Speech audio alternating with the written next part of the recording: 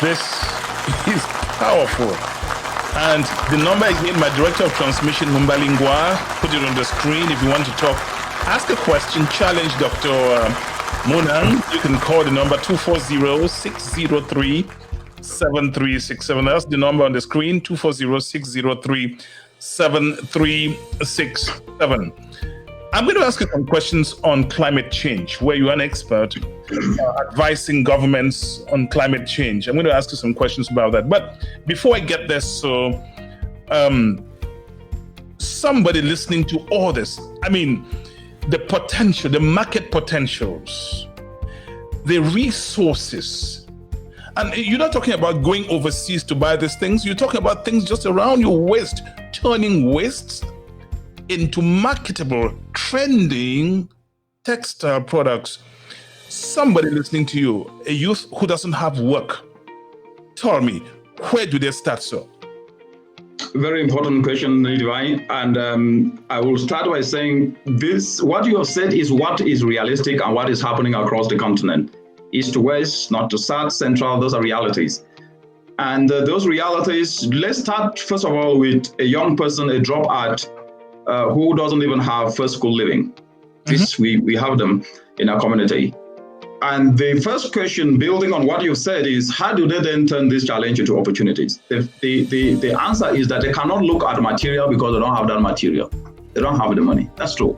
Let's be realistic, because I don't want to talk about abstraction here. I want to be as realistic as I can get and what we're doing.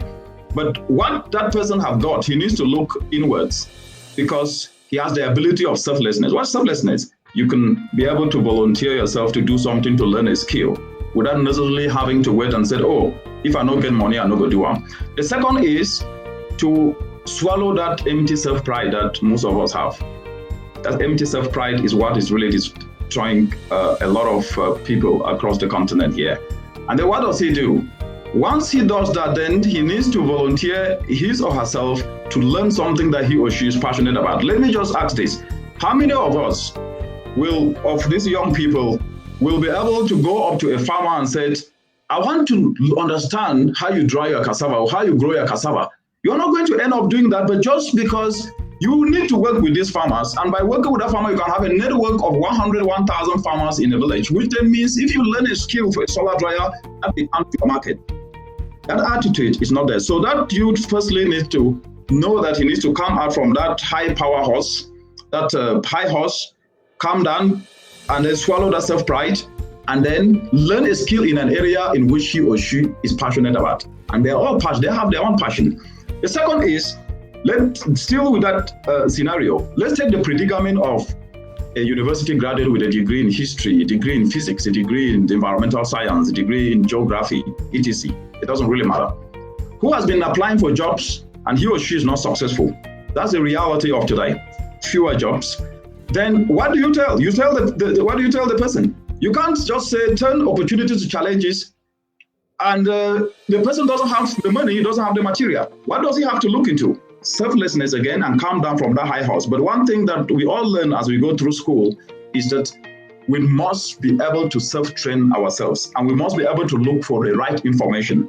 You will see them on Twitter or on Facebook talking other things, but not even trying to engage and find out how they can learn a skill in which they are passionate about. So the point I am trying to make here is that someone must be willing, and when that person is willing, he will be guided. And by guiding that person, he must build on what he has. He must voluntarily volunteer himself to learn a skill, because that takes me to the second aspect, which is usefulness. You cannot bring value to the table when you are not useful, and you cannot be useful when you don't bring an extra skill. It's not about PhDs here. It's not about masters. It's about what value do you bring to the table. And so if you do not have a job, can you be able to self-train yourself? Can you be able to move down from that high horse and self-train yourself in an area? If it is fashion, can you be able even to volunteer to learn how to even shake that machine to sew clothes, so that at least as you expand your passion in that, you can then be connected? Because if today you connect young people to others to train them, and their interest is more about just making money, they want to be part of the product, not part of the process. So you must start to be part of the process. And I always say this: little by little grows a banana. That's an African proverb. That means Rome was not built in one day. But the one to rise up today, you need divine. You are not where you are today just by default. It's effort. It's hard work. No pain, no gain. So let's be realistic. We must be able to sacrifice through the process to get the product.